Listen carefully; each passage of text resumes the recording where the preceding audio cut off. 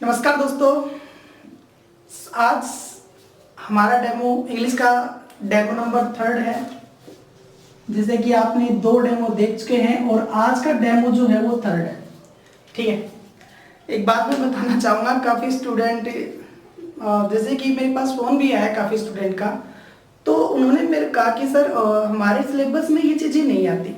लेकिन ये बात ध्यान रखना, जब मैं सिलेबस कराऊंगा तो मैं एक एक बात समझ में आएगी कि हाँ सर ने हमें ये चीज़ें बताई। ठीक है, तो ये ध्यान रखना, सारी चीज़ डिटेल से आपको तरीके से स्टेप बाय स्टेप। मान लीजिए अगर बीच में कोई टॉपिक सिखा देता हूँ, बेस आपका क्लियर नहीं है तो बेकार है उन चीज़ों को पढ़ना।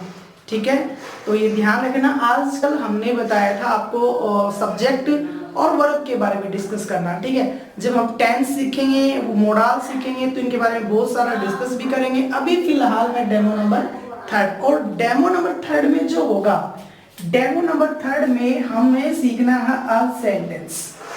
ठीक है, क्या सीखना है? सेंटेंस। आपको पता है कि सेंटेंस जब एक्टिव और पैसिव का डिस्कस करेंगे तो सेंटेंस की जरूरत होगी। आपको पता है जब हम नरेशन का डिस्कस करेंगे तो सेंटेंस की डिस्कस किया जाएगा। आपको पता है जब हम क्लोज के बारे में सीखेंगे तो सेंटेंस की जरूरत पड़ेगी। आपको पता है कि जब भी हम एक्टिव पैसिव करेंगे तो सेंटेंस की जरूरत पड़ेगी। जब आप क्लोज के बारे में सीखेंगे तो आपको, यानी सेंटेंस का बहुत बड़ा एक महत्व है, बहुत बड़ा एक रोल है। ठीक है, और दूसरी बात, जब आप लेटर वगैरह लिखोगे तो भी डायरेक्ट आप बहुत सारी चीजें हैं जो ऐड कर सकते हो। ठीक है, तो आज डिस्कस करते हैं सेंटेंस। अब देखो, पहले सेंटेंस का डिस्कस करते हैं। सेंटेंस होता क्या है? सेंटेंस हुआ करता है a group of word. Sentence हुआ करता है a group of words that make complete meaning, complete sense. यानी इनका कहने का मतलब ये है, यानी वर्डों का ग्रुप। एक वर्ड भी हो सकता है लेकिन वर्डों का ग्रुप अपने आप में कंप्लीट सेंस रखता हो। कोई भी, जैसे कि मैंने एक नॉर्मल हिंदी मैंने कहा राम आम खाता है, तो इसका मतलब है, एक मैंने लिख लिया राम को काटकर राम आम काटकर खाता है। एक मैंने लिखा राम को काटकर राम आम खाता है। तो सेंटेंस देखो, मेरी बात को समझना, मैं क्या कहना चाह रहा हूं। राम आम काटकर खाता है, तो ये सेंटेंस बना, इसमें पूरा कंप्लीट मीनिंग है। ठीक है, एक कहा जाए राम को काटकर आम खाया जाता है, तो ये सेंस है क्या? नहीं। तो ध्यान रखना, अपने आप में sentence a group of word, यानी ग्रुप ऑफ वर्ड का मतलब है कि वर्डों का एक समूह होता है दैट मेक्स कंप्लीट सेंस, जिसका सही पूर्ण रूप से अर्थ निकलता हो, वही अपने आप में सेंटेंस कहलाता है। और हिंदी में सेंटेंस को वाक्य कहा जाता है। हिंदी में सेंटेंस को क्या कहा जाता है? वाक्य। तो हमें ये देखना है कि वाक्य होते कितने हैं। आज का जो डिस्कशन होगा वो वाक्य पे होगा, हिंदी में वाक्य और इंग्लिश में सेंटेंस। अब ये सेंटेंस जो हुआ करते हैं, सेंटेंस हमारे पास 5 प्रकार के हुआ करते हैं। एक सेंटेंस होता है आपको असर्टिव, एक सेंटेंस हुआ करता है असर्टिव सेंटेंस। ठीक है, एक कौन सा होता है? Assertive sentence. एक दूसरा जो हुआ करता है आपको पता है, एक होता है इंटेरोगेटिव सेंटेंस। Interrogative sentence. एक नंबर 3 हुआ करता है इंपेरेटिव सेंटेंस। Imperative sentence. और नंबर 4 जो हुआ करता है वो होता है ऑप्टेटिव सेंटेंस। Optative sentence. और नंबर 5 जो हुआ करता है वो होता है एक्सक्लेमेटरी सेंटेंस। कुल मिलाकर हमारे पास कितने प्रकार के सेंटेंस हुए? 5 प्रकार के type. There are 5 types of sentence. First is assertive sentence, second is interrogative sentence, third is imperative sentence, fourth is optative sentence and 5 exclamatory sentence। अब अगर हिंदी में डिस्कस किया जाए, इसको बोलते हैं साधारण सेंटेंस। इसको बोला करते हैं साधारण सेंटेंस। ठीक है, साधारण वाक्य बोलते हैं। इंटेरोगेटिव को बोलते हैं प्रश्नात्मक, प्रश्नात्मक जहां पर प्रश्न किया जाता है वो इंटेरोगेटिव। इंपेरेटिव होता है आज्ञासूचक या आदेशात्मक, आदेशात्मक, आदेशात्मक यानी आदेशात्मक हुआ। और जो ऑप्टेटिव हुआ करता है ये होता है इच्छा सूचक, यानी इच्छा सूचक बोल सकते हैं इसको, इच्छा सूचक, इच्छा सूचक बोला करते हैं। और एक्सक्लेमेटरी हुआ करता है ये होता है आश्चर्यजनक, आश्चर्यचकित।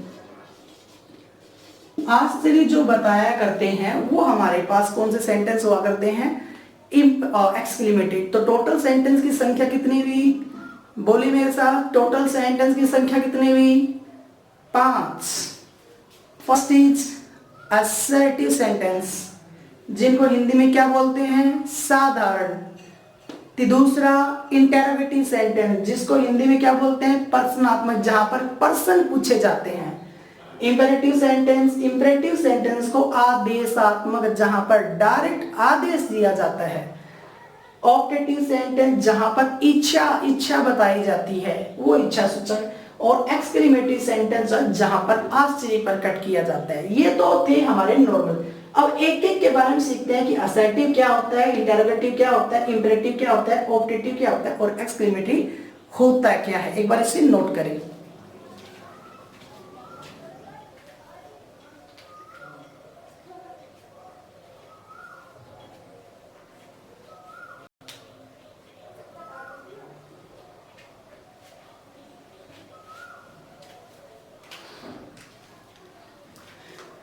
उम्मीद करता हूं नोट हो गए होंगे। अब देखो एक एक के बारे में हम सीखते हैं, इसके बारे में इसको एक बार हटा देता हूं और एक एक चीज के बारे में सीखते हैं हम। असर्टिव सेंटेंस के बारे में पहले सीखते हैं, असर्टिव सेंटेंस होता क्या है, क्योंकि जब भी आप आगे चीजें सीखोगे तो इन चीजों की बहुत ज्यादा जरूरत पड़ने वाली है। तो सबसे पहले मैं डिस्कस करता हूं असर्टिव। कौन सा sentence, assertive sentence. Assertive sentence का मतलब साधारण सेंटेंस, ठीक है। अब ये दो सेंटेंस हुआ करते हैं, पहले सोचो ये होते क्या है। ये हुआ करते हैं जब किसी सेंटेंस में आपको किसी की ओपिनियन बतानी हो। ओपिनियन का मतलब है किसी के विचार विमर्श करना है। कोई भी किसी के प्रति ओपिनियन है, जैसे कि मान लीजिए कोई व्यक्ति है, उस व्यक्ति के प्रति आपकी क्या ओपिनियन है। जैसे राम है, किसी को अच्छा लगता है तो किसी को बुरा लगता है। कोई टीचर है, आपकी ओपिनियन है कि ये बहुत अच्छा पढ़ाता है, दूसरे की ओपिनियन है ये गलत पढ़ाता है। तो ओपिनियन अपने विचार जहां पर बताए जाते हैं। मोदी के बारे में देखते हैं, मैं नॉर्मल कह रहा हूं कि मोदी जी, मेरे ओपिनियन है कि मोदी जी एक अच्छे प्राइम मिनिस्टर हैं। मे बी किसी और दूसरे के विचार हो सकते हैं कि मोदी जी प्राइम मिनिस्टर अच्छे नहीं है। मेरे विचार हैं कि जो राजस्थान सरकार है बहुत अच्छी है। किसी दूसरे की ओपिनियन हो सकते हैं राजस्थान सरकार अच्छी नहीं है। मैंने कहा हरियाणा सरकार अच्छी नहीं है, तो आपके विचार हो सकते हैं हरियाणा सरकार अच्छी हो सकती है। कुछ भी हो सकता है। ओपिनियन का मतलब अपने विचार, कुछ भी जहां पर अपने ओपिनियन और विचार बताने हो वो सेंटेंस मेरे भाई कौन से होते हैं, असर्टिव सेंटेंस, ठीक है। या मान लीजिए कोई स्टेटमेंट बतानी है, स्टेटमेंट का मतलब है किसी के बारे में कुछ कहना। स्टेटमेंट का मतलब है कुछ कहना किसी के बारे में। जैसे कि राम जयपुर गया, स्टेटमेंट हुई। राम दिल्ली गया, स्टेटमेंट हुई। कोरोना वायरस कोविड-19 बहुत तेजी से फैल रहा है, एक स्टेटमेंट हुई। महाराष्ट्र में यहाँ पर ज्यादा फैल रहा है, एक स्टेटमेंट हुई। अलवर जिले में कुछ भी अभी तक फिलहाल कोई पॉजिटिव नहीं निकला है। तो ये अपने आप में स्टेटमेंट का मतलब किसी के बारे में कुछ कहना, वो ही अपने आप में कौन सा सेंटेंस कहलाता है, असर्टिव सेंटेंस, ठीक है। अब असर्टिव सेंटेंस दो प्रकार के हुआ करते हैं। एक तो हुआ करता है जिसको आप सिंपल भी बोल सकते हो, या फिर इसको आप बोल सकते हो सिंपल सेंटेंस। इसको क्या बोल सकते हो, सिंपल असर्टिव सेंटेंस। और दूसरा हुआ करता है नेगेटिव। दूसरा क्या हुआ करता है, नेगेटिव। यानी असर्टिव सेंटेंस कितने प्रकार के होते हैं, दो प्रकार के। एक तो हुआ करता है सिंपल सेंटेंस और दूसरा कौन सा, असर्टिव। आप इसको पॉजिटिव सेंटेंस भी बोल सकते हो। पॉजिटिव, पॉजिटिव भी बोल सकते हो आप इसको, पॉजिटिव सेंटेंस भी बोल सकते हो। यानी असर्टिव सेंटेंस हमारे पास कितने टाइप के, दो, एक तो सिंपल सेंटेंस और एक कौन सा, नेगेटिव सेंटेंस। सिंपल सेंटेंस में होता क्या है, सिंपल सेंटेंस में शुरुआत करेगा सब्जेक्ट, सब्जेक्ट करेगा और सब्जेक्ट के बाद आपको वर्ब मिलेगी और वर्ब के बाद आपको फुल स्टॉप और वर्ब के बाद आपको ऑब्जेक्ट भी मिल सकता है, ठीक है, कुछ भी मिल सकता है और अंत में मिलेगा फुल स्टॉप। लेकिन ध्यान रखना उसमें आना चाहिए ओपिनियन या स्टेटमेंट। दूसरा ऐसा भी हो सकता है आपको सब्जेक्ट मिलेगा, सब्जेक्ट के बाद आपको हेल्पिंग वर्ब भी मिल सकती है, हेल्पिंग वर्ब के बाद आपको मेन वर्ब भी मिल सकती है और मेन वर्ब के बाद आपको ऑब्जेक्ट भी मिल सकता है, ऐसा भी हो सकता है। तीसरा ऐसा भी हो सकता है सब्जेक्ट मिल सकता है, सब्जेक्ट के बाद हेल्पिंग वर्ब मिल सकती है, हेल्पिंग वर्ब के बाद मेन वर्ब, सेंटेंस इतना भी खत्म हो सकता है। लेकिन ध्यान रखना कुल मिलाकर मैंने कहा कि असर्टिव सेंटेंस में सब्जेक्ट और वर्ब, यानी कुल मिलाकर आपको असर्टिव सेंटेंस में सब्जेक्ट और सब्जेक्ट के बाद वर्ब का आना जरूरी है, वही हमारे पास कौन से सेंटेंस, असर्टिव। ये तो था असर्टिव। अब चलते हैं इंडेरोगेटिव, नेगेटिव पर। अब नेगेटिव क्या होगा ये देखते हैं एक बार। नेगेटिव जो सेंटेंस होता है, नेगेटिव सेंटेंस में होगा क्या, नेगेटिव सेंटेंस में होगा पहले मिलेगा सब्जेक्ट, अब सब्जेक्ट के बाद आपको मिलेगी हेल्पिंग वर्ब, हेल्पिंग वर्ब के बाद आपको नोट का यूज करना है और नोट के बाद आपको मिलना है मेन वर्ब, ठीक है, और मेन वर्ब के बाद आपको ऑब्जेक्ट भी लिख सकते हैं जरूरी, ये हमारा नेगेटिव हुआ। अब दूसरा कर लेते हैं, ऐसा भी नहीं है, ऐसा भी हो सकता है सब्जेक्ट, सब्जेक्ट के बाद हेल्पिंग वर्ब, हेल्पिंग वर्ब के बाद नोट और नोट के बाद मेन वर्ब और मेन वर्ब के बाद आपका कुछ भी ऑब्जेक्ट आए या ना आए जरूरी नहीं है। तो कुल मिलाकर simple sentence subject verb object भी हो सकता है, subject helping verb main verb object भी हो सकता है, कुल मिलाकर सब्जेक्ट के बाद वर्ब का होना जरूरी है और इसमें कुल मिलाकर आपको हेल्पिंग वर्ब नोट और मेन वर्ब का होना जरूरी है। एग्जाम्पल के जरिए से मैंने ये लिखा, he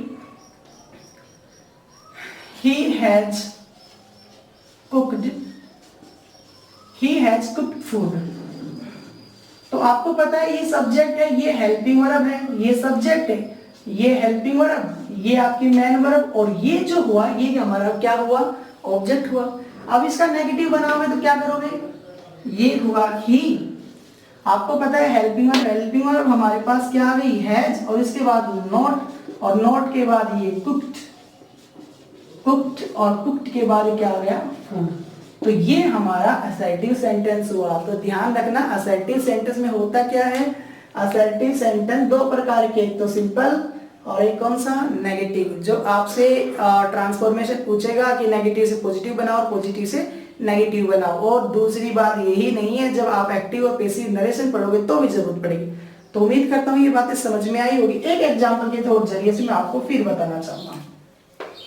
ये लिखा गया they are playing cricket, they are playing cricket. आपको पता है ये सब्जेक्ट, ये हेल्पिंग वर्ब, ये मेन वर्ब और ये हो गया। अब इसमें इसका नेगेटिव बनाना है तो नेगेटिव क्या बनेगा, दे आर नॉट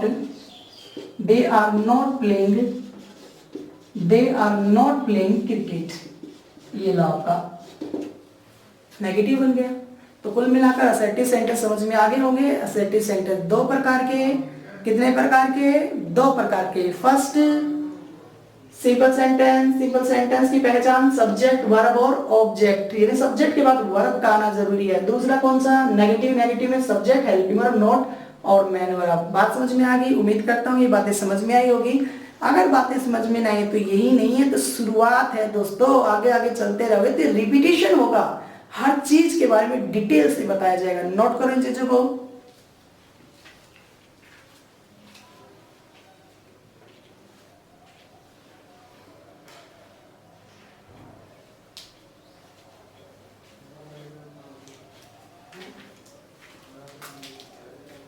उम्मीद करता हूं बातें समझ में आ गई होगी। अब चलते हैं अपना नेगेटिव सेंटेंस। कौन सा सेंटेंस, नेगेटिव सेंटेंस। ठीक है, ये छोटी छोटी बातें आपको ध्यान होनी चाहिए, तभी तो बेस बनेगा। अब मान लीजिए मैं कोई टॉपिक पढ़ा रहा हूँ लेकिन बेस मेरे भाइयों का, मेरे स्टूडेंट्स का, मेरे बच्चों का मैं बेस बना रहा नहीं रहा, तो क्या फायदा उस पढ़ाई का? कोई फायदा ही नहीं उस पढ़ाई का। जब तुम्हारा बेस तैयार नहीं है तो पढ़ाई करना बेकार है मेरे भाई।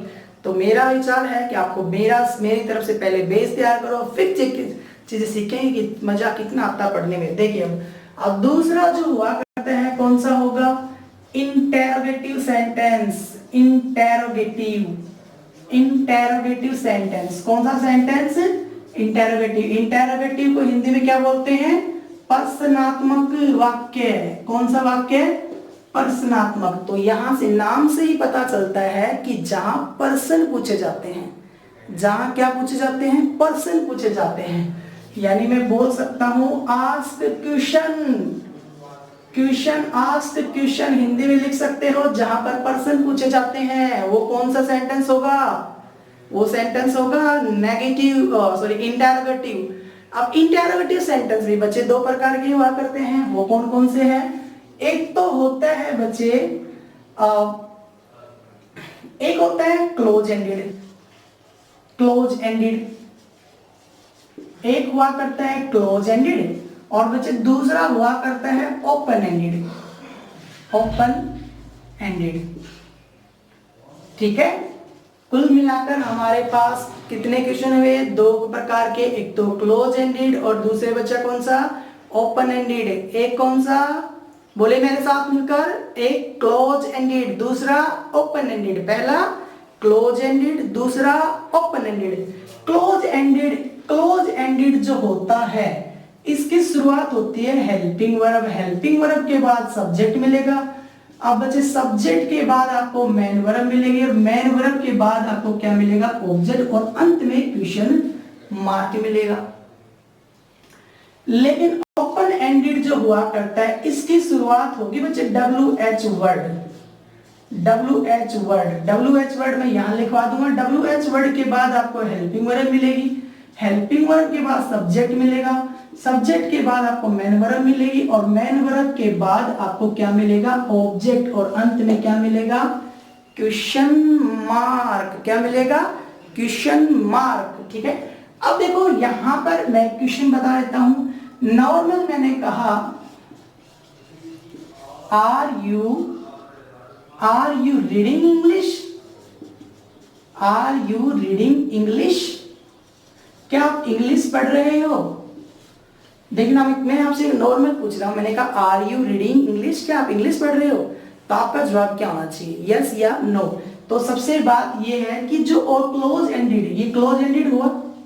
क्लोज एंडेड जो क्वेश्चन हुआ करते हैं वो यस या नो टाइप के हुआ करते हैं, यस या नो टाइप के। अब देखो ओपन एंडेड जो होता है, मान लीजिए, और WH वर्ड में यहां पर एक बार बता देता हूं। WH वर्ड कौन कौन से होते हैं? एक तो वट हुआ, एक वेहर हुआ, एक वहन हुआ, एक विच हुआ, एक हाउ हुआ। इस प्रकार के वट हुआ, वेहर हुआ, वहन हुआ, विच हुआ, हाउ हुआ। तो ये जो हुआ करते हमारे पास, ये कौन से होते हैं? WH word. दूसरा आप ये भी देख लो, हु हुआ, होम हुआ। तो इस प्रकार के जो वर्ड हुआ करते हैं वो कौन से होते हैं? WH word. तो WH वर्ड से शुरुआत होने वाले ओपन एंडेड कहलाते हैं।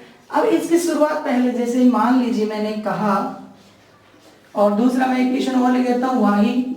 तो मैंने कहा why are you crying? Why are you crying? आप क्यों रो रहे हो? तो शुरुआत WH वर्ड, और उसके बाद हेल्पिंग वर्ब, उसके बाद सब्जेक्ट, और सब्जेक्ट के बाद क्या आ गई? Main verb. तो कुल मिलाकर मेरे कहने का मतलब कि अपने पास कितने सेंटेंस हुए? दो प्रकार के। कौन कौन से? एक तो हुआ क्लोज एंडेड, और एक कौन सा? Open ended. क्लोज एंडेड की शुरुआत helping verb, subject, main verb और ऑब्जेक्ट। जिस प्रकार हेल्पिंग वर्ब, देखना मैं ये कहा, ये तो हमारे पास हेल्पिंग वर्ब हो गई, यू हमारे पास सब्जेक्ट हो गया, रीडिंग हमारे पास मेन वर्ब हो गई, और मेन वर्ब के बाद इंग्लिश हमारा क्या हो गया? ऑब्जेक्ट। और अंत में क्या आ गया, क्वेश्चन मार्क। तो शुरुआत हेल्पिंग वर्ब से हो रही है, तो इसे कौन सा कहा जाएगा, क्लोज एंडेड। कौन सा कहा जाएगा, क्लोज एंडेड। अब दूसरा है कि वाही अपने आप में WH वर्ड है, और इसके बाद हेल्पिंग वर्ब सब्जेक्ट, सब्जेक्ट के बाद मेन वर्ब। तो ये जो हुआ हमारे पास कौन सा हुआ, ओपन एंडेड है। अब बच्चे ध्यान रखना, जब मैं नरेशन करवाऊंगा ना आपको, जब नरेशन कराऊंगा, क्वेश्चंस कराऊंगा, तो ये WH वर्ड का बहुत महत्व है। जब वहन से शुरू हो तो टाइम भी बताना है, विच से शुरू हो तो टाइप बतानी है, सारी चीजें अलग अलग तरीके से बहुत डिटेल से बताएंगे। उम्मीद करता हूँ ये बात समझ में आ गई होगी। नहीं समझ में आई तो दोबारा बता देता हूँ कि इंडायरेक्टिव सेंटेंस बच्चे हुआ करते हैं दो प्रकार के। एक तो होता है क्लोज एंडेड। क्लोज एंडेड की शुरुआत हेल्पिंग वर्ब का सब्जेक्ट, सब्जेक्ट के बाद मेन वर्ब, और मेन वर्ब के बाद ऑब्जेक्ट। और ओपन एंडेड की शुरुआत होती है WH वर्ड के बाद हेल्पिंग वर्ब सब्जेक्ट, सब्जेक्ट के बाद मेन वर्ब, और मेन वर्ब के बाद ऑब्जेक्ट। उम्मीद करता हूँ बातें समझ में आई होगी। इसे नोट करें, कॉपी में नोट करते रहें, अपना नोट्स बनाते रहें, काफी दिनों तक हर चीज काम आएगी। लिखे इसे एक बार।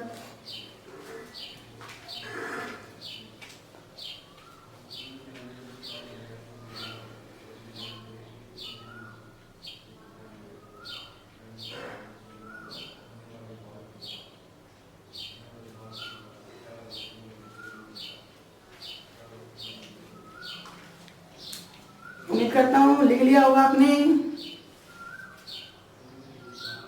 इसे एक बार मैं रिमूव कर देता हूँ, हटा देता हूँ, और फिर लेके चलते हैं आपको इंपेरेटिव सेंटेंस पर। कौन से सेंटेंस पर, इंपेरेटिव सेंटेंस। इंपेरेटिव सेंटेंस देखना एक बार। इंपेरेटिव सेंटेंस होते हैं, इंपेरेटिव सेंटेंस जो हुआ करते हैं बच्चे इंपेरेटिव, यहां पर मैं लिख देता हूं imperative. Imperative sentence, imperative sentence इसको आप आदेशात्मक बोल सकते हो। आदेशात्मक, आदेशात्मक वाक्य। कौन सा बोल सकते हो, आदेशात्मक वाक्य। कौन सा, आदेशात्मक। अब ये जो हुआ करता है, पहले समझो होता क्या है कि भाई जिस सेंटेंस में आपको कोई डायरेक्ट कोई बात कही जाए, जैसे आपके पापा ने कहा मोहन इधर आइए, वो करो, बैठ जाओ, खड़े हो जाओ, खाना पानी लेके आओ। जब कोई बात आपको स्टॉप, रुक जाइए, चलो भाग जाओ, दौड़ो, तो जिस प्रकार से आपको डायरेक्ट कोई बिना बुलाए, बिना नाम लिए डायरेक्ट कोई बात कही जाती है। मैंने कहा पढ़ लो चुपचाप, ये भी हुआ। डोंट क्राई, चुप हो जाइए। Don't play the match, match मत खेलो। ठीक है, तो ये इस प्रकार के जो हुए बच्चा, जहां डायरेक्ट मतलब इसी प्रकार का कोई उलझन नहीं, जहां पर डायरेक्ट कोई बात कही जाए। ठीक है, डोंट टीज मी, छेड़ मत करो। डोंट वॉच टीवी, टीवी मत देखो। तो जहां भी आपको डायरेक्ट कोई बात कही जाती है, डायरेक्ट क्या क्या हो सकता है। अब डायरेक्ट भाई आपको ऑर्डर दे दिया जाए, ऑर्डर का मतलब मान लीजिए डायरेक्ट आपको आदेश दिया जाए। आदेश का मतलब है चले जाओ यहां से, खड़े हो जाओ, बैठ जाओ, ये आदेश हुआ। दूसरा, डायरेक्ट आपसे रिक्वेस्ट की जाएगी। रिक्वेस्ट का मतलब आपको पता ही है, प्रार्थना। जब आपको डायरेक्ट आपको प्रार्थना की जाए, जैसे कि प्लीज कृपा करके मुझे 5 रुपए दे दे, पर कृपा करके आप मुझे अपना 2 रुपए का पेन दे, कृपा करके मुझे 10 रुपए दे, please give me 10 rupees, please give me your pen. इस प्रकार के क्वेश्चन आपके इंपेरेटिव। जब डायरेक्ट ऑर्डर, रिक्वेस्ट, जब डायरेक्ट आपको एडवाइस दे दी जाए। एडवाइस का मतलब समझते हो, सलाह। जब आपको डायरेक्ट सलाह दे दी जाए, जैसे कि सुबह जल्दी उठना चाहिए, माता पिता का चरण प्रणाम करना चाहिए, अपने बड़ों का आदर करना चाहिए, समय पर उठना चाहिए, समय पर जगना चाहिए, ये अपने आप में क्या है, एक एडवाइज है। ठीक है। दूसरा आप कह सकते हैं जब आपको डायरेक्ट कमांड दी जाए, कमांड दी जाए, तो कमांड भी अपने आप में आदेश ही है, तो कमांड दी जाए, वो भी सेंटेंस कौन से हुए, इंपेरेटिव सेंटेंस। अब इनके स्ट्रक्चर पे देखते हैं। अब ये स्ट्रक्चर शुरुआत होते हैं 5 तरीके से। भाई एक तो शुरू होता है वर्ब की फर्स्ट फॉर्म, और वर्ब की फर्स्ट फॉर्म के बाद क्या मिलेगा, ऑब्जेक्ट। जैसे कि मैंने कहा open the door, open the door, दरवाजा खोलो। शुरुआत किससे हो रही है? वर्ब की फर्स्ट फॉर्म से। वर्ब की फर्स्ट फॉर्म के बाद ऑब्जेक्ट है, तो ये फर्स्ट फॉर्म, तो यहाँ पर वर्ब की कौन सी फॉर्म है? ये वर्ब की फर्स्ट फॉर्म, और ये वर्ब की फर्स्ट फॉर्म के बाद क्या आ गया? ऑब्जेक्ट। और इसमें कहा है ओपन द डोर, दरवाजा खोलो। तो यहाँ पर बच्चे ये जो हुआ, ये हमारे पास क्या हुआ? ऑर्डर। तो डायरेक्ट ही तो कहा गया है। दूसरा जो है, शुरुआत जब आप क्यों करे, जब सेंटेंस की शुरुआत कौन करे? डोंट, डोंट और प्लस वर्ब, वर्ब की फर्स्ट फॉर्म, वर्ब की कौन सी फॉर्म आएगी? First form. और उसके बाद आपको क्या मिलेगा? ऑब्जेक्ट। देखो वो ऑब्जेक्ट मिले या ना मिले जरूरी नहीं है, लेकिन शुरुआत वर्ब की फर्स्ट फॉर्म या डोंट से।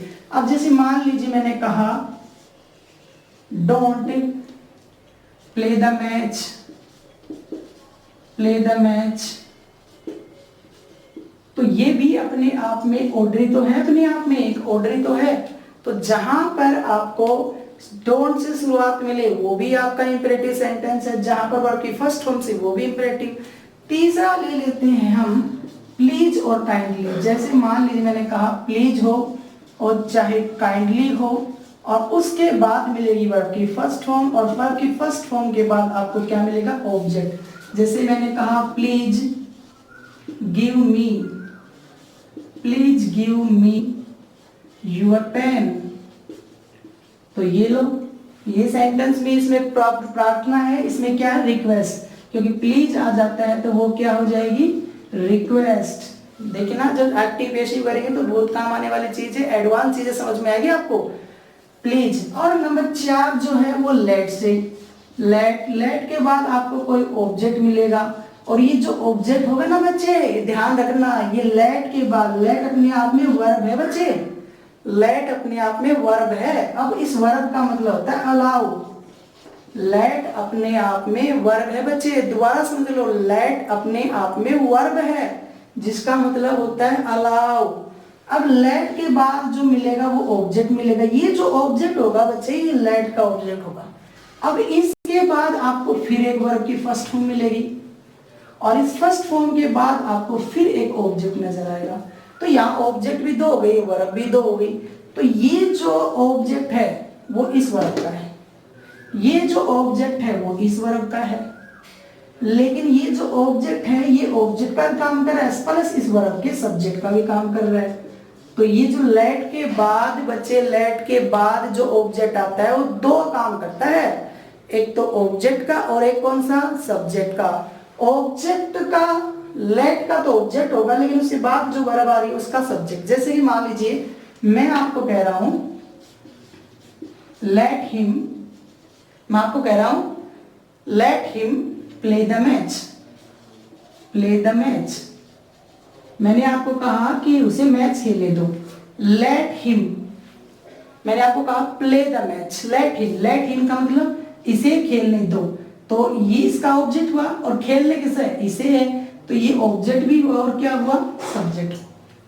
चलो कोई बात नहीं, डिस्कस करेंगे इसके बारे में भी, गहराई से बताया जाएगा, पहले इन चीजों को देखें। ये हुआ ऑब्जेक्ट। नंबर 5 का जो डिस्कस करते हैं वो बच्चे शुरुआत होता है लेट्स, लेट्स, और लेट्स के बाद आपको मिलेगा वर्ब की फर्स्ट फॉर्म, और फर्स्ट फॉर्म के बाद आपको क्या मिलेगा? ऑब्जेक्ट। जैसे कि मैंने कहा let us play the match, play the match, तो बच्चे ध्यान रखना इंपेरेटिव सेंटेंस भी अपने प्रकार 5 प्रकार से स्टार्ट हो सकता है, वर्ब की फर्स्ट फॉर्म से, डोंट से, प्लीज काइंडली से, लेट से और लेट अस से।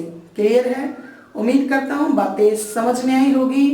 एक बार इसे नोट करें, अच्छे तरीके से नोट्स बनाएं, ताकि जब भी हम कोई चीजें करें तो आपको कोई दिक्कत ना हो, सही तरीके से सही मायने में समझ में आ जाए, क्योंकि हमें आगे बहुत सारी चीजें सीखनी है, एक्टिव, पैसिव, नरेशन, क्लोज, ये सीखने, इन चीजों को सीखने के लिए बेटा पहले की तैयारी जरूरी है। इसीलिए तो हम सबसे पहले आपके लिए बेसिक क्लासेस डालते हैं, स्कूल में भी बेसिक क्लासेस, हर जगह पहले बेसिक क्लासेस, तो सबसे पहले बेसिक क्लासेस डालते हैं। उम्मीद करता हूँ बातें समझ में आई होगी, और ना समझ में कोई प्रॉब्लम हो तो कमेंट करें, सर हमें ये प्रॉब्लम नहीं है, आपकी हर प्रॉब्लम का सोल्व किया जाए, सॉल्यूशन किया जाएगा। ठीक है, एक बार नोट करें सही।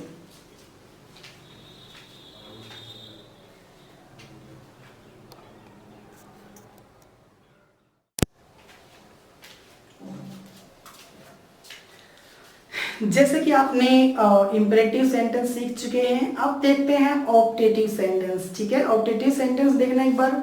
सबसे पहले मैं आपको बता देता हूँ, ऑप्टेटिव सेंटेंस हुआ करते हैं इच्छा सूचक, जहां पर अपनी इच्छा बताई जाती है, दूसरों के प्रति अपनी इच्छा क्या है। ठीक है, जैसे कि आपकी इच्छा आपके माँ के प्रति है कि हे भगवान मेरी माँ लंबी उम्र जिए, मेरी माँ को मेरी उम्र लग जाए। ठीक है, अब आपकी माँ कहती है भगवान मेरे बच्चे की रक्षा करना, तो ये इच्छा मेरे बच्चे जल्दी नौकरी लगना, मेरे बच्चे की मेरी उम्र लग जाए, तो इस प्रकार की जो इच्छा हुआ करती है। या फिर दूसरों के प्रति कर्ष अभिशाप, ये भगवान तू जड़ से चला जाए, ये भगवान तेरी मौत हो जाए, ये कर्ष हुआ करते हैं, भगवान तू नरक में जाए, है ना, ये भगवान ये नरक में जाए, है ना। तो इस प्रकार से जो हुआ करते हैं ये हमारे पास अभिशाप कहलाते हैं। ठीक है, अब ये ध्यान रखना। अब यहाँ पर ऑप्टेटिव सेंटेंस बच्चे वो हुआ करते हैं जहां पर ब्लेस का मतलब होता है आशीर्वाद है। आशीर्वाद का मतलब है कि जुग जुग जियो, तुम्हारी लंबी उम्र हो, ये आशीर्वाद होता है ना। और इच्छा का मतलब है कि तुम जल्दी नौकरी लग जाओ, 10वीं क्लास में अच्छे अंक प्राप्त करो, ये इच्छा हुआ करती है। आपकी शादी अच्छी हो जाए, इस प्रकार की इच्छा हुआ करती है। कर्ष का मतलब अभिशाप का मतलब गो टू हेल, नरक में जाओ, भाड़ में जाओ, इस प्रकार के जो हुआ करते हैं अभिशाप। प्रे का मतलब भगवान से प्रार्थना की जाए, भगवान मेरे बच्चे की रक्षा करना, ए भगवान मेरे बच्चे को नौकरी लगाना, ए भगवान मेरे बच्चे को सद्बुद्धि देना, इस प्रकार की अपने पास प्रे हुआ करते। तो ये जो हुआ करते शुरुआत में से हुआ करती है।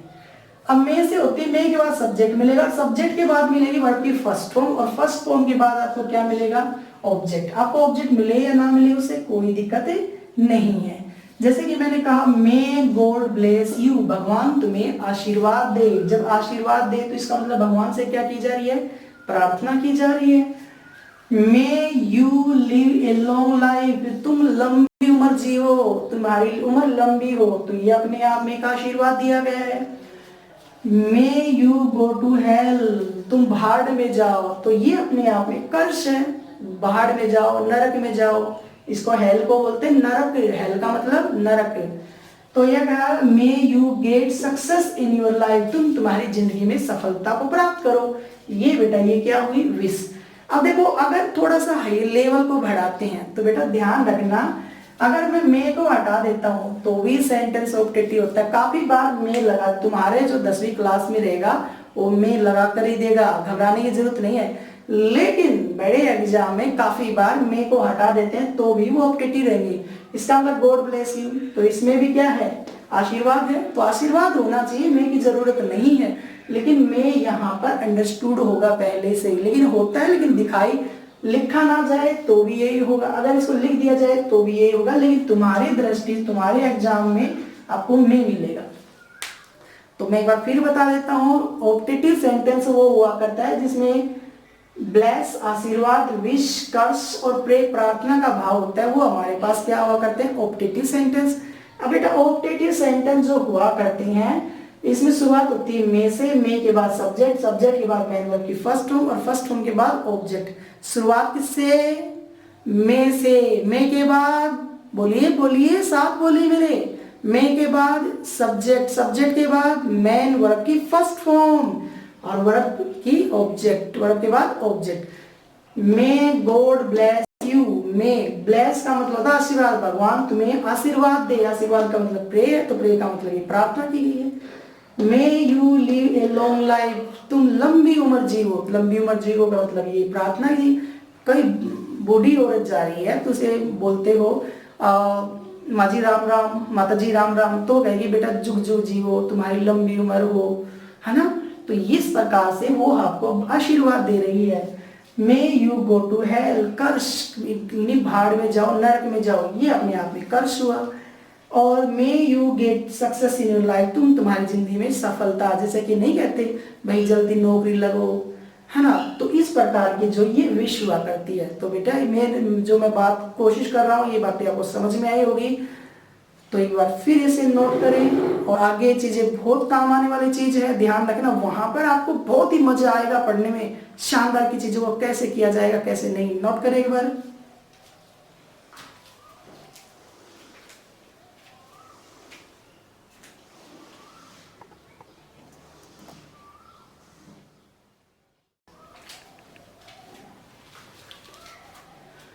देखिए जैसे कि आपने imperative sentence, assertive sentence, optative sentence ये चीजें सीखी, इसी प्रकार एक होता है एक्सक्लेमेटरी सेंटेंस। एक्सक्लेमेटरी सेंटेंस होता क्या है बच्चे? एक्सक्लेमेटरी सेंटेंस हुआ करता है आश्चर्यात्मक, जहां पर आपको आश्चर्य हुआ करता है, कोई चीज देखकर अचानक से कोई आव भाव बदल जाते हैं, यानी इनका कुल मतलब होता है सडन फीलिंग एक्सप्रेशन। कुल मिलाकर सडन फीलिंग एक्सप्रेशन अचानक से आपके आव भाव बदल जाना ही अपने आप में एक्सक्लेमेटरी सेंटेंस यूज करवाता है। मान लीजिए अचानक से आप रोड पर जा रहे हो, अचानक से आपने देखा कि एक स्कूटर और एक बाइक अचानक से टकरा जाते हैं, आपके अंदर से ओ माय गॉड आवाज, आपको थोड़ा दर्द ऐसा महसूस होता है, ओ भाई थोड़ा थोड़ा बचा। अचानक से ऐसा हुआ क्या, आपका फोन आता है पापा का कि बेटा तेरी नौकरी लग गई, खुशी अंदर से खुशी हो जाती है। तो अपने आप में खुशी महसूस करना ही एक्सक्लेमेटरी सेंटेंस कहलाता है। ठीक है, और यहाँ देखते हैं कि इसमें होता क्या है, इसमें जॉय, जहां पर आपको लगे कि जॉय का मतलब खुशी महसूस हो रही है, सॉरो जहां पर दुख महसूस हो रहा है, सरप्राइज आश्चर्य में, डिसगस्टिंग घृणा हो रही है किसी को देखकर। घृणा का मतलब ये गली कितनी गंदी है, this street is very dirty. ठीक है, तो घृणा भी किसी देखकर। तो ये शुरुआत होते हैं इन वर्डों से शुरुआत होते हैं, और इसमें जो मेन पार्ट हुआ करते हैं ये जो एक्सक्लेमेशन मार्क होता है इसमें जरूर आएगा, ये ध्यान रखना। और शुरुआत किससे होगी? हुर्रा से हो सकती है। हुर्रे का मतलब हुआ करता है जॉय, जहां पर हुर्रे नजर आ रहा है तो उसमें जॉय ही होगा, ध्यान रखना।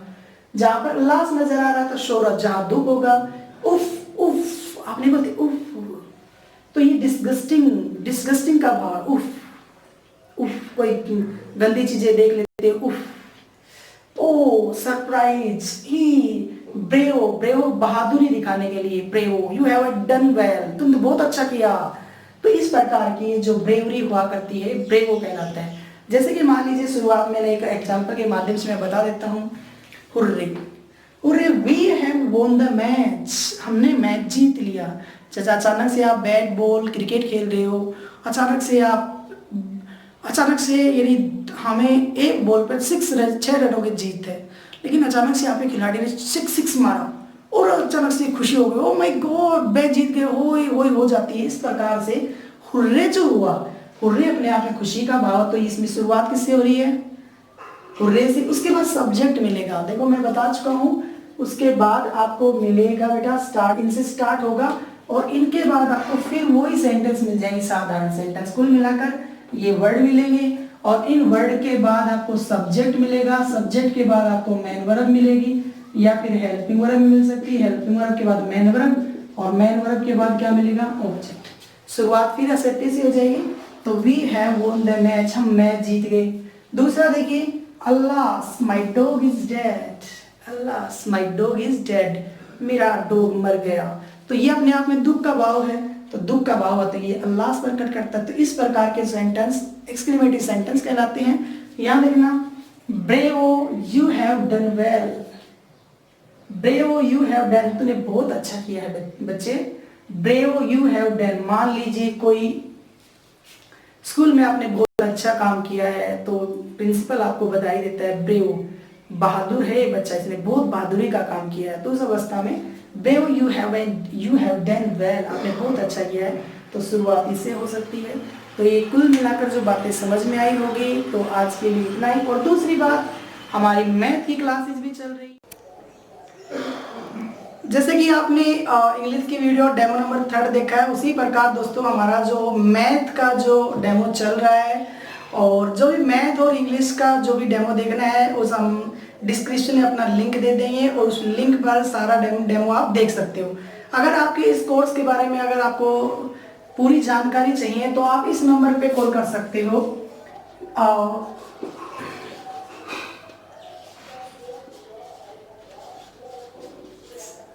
9785 9785